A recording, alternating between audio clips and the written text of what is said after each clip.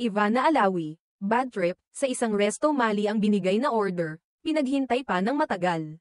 Nag-viral sa social media ang post ni Ivana Alawi kung saan pinuna niya ang isang kilalang restaurant dahil sa hindi magandang karanasan nila sa kanilang order.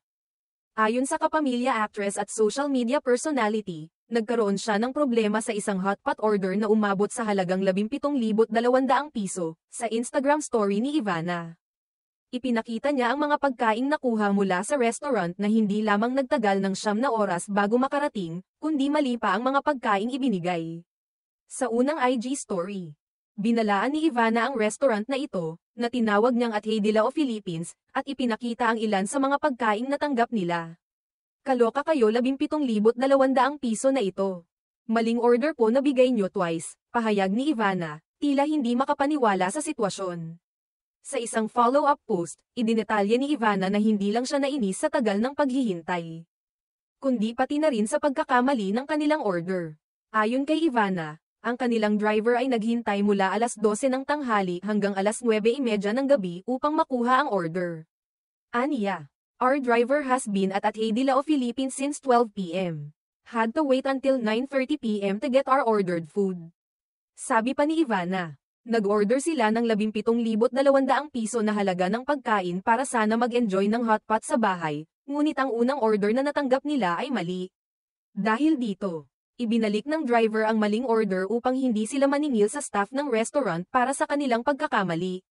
Ngunit sa kabila ng pagtanggap ng bagong order, hindi pa rin ito ang inaasahang pagkain.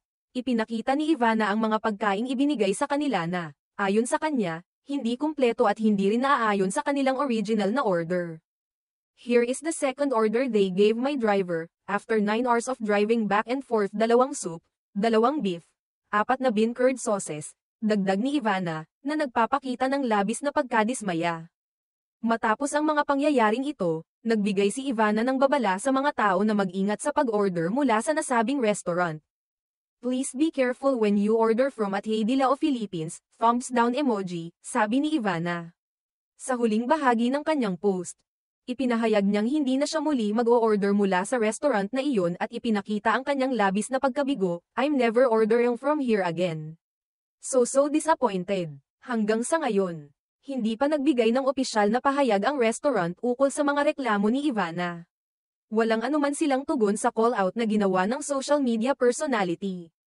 Kaya't naging usap-usapan ito sa online community, at nagdulot ng pagdududa sa mga netizens tungkol sa kalidad ng serbisyo ng nasabing restaurant.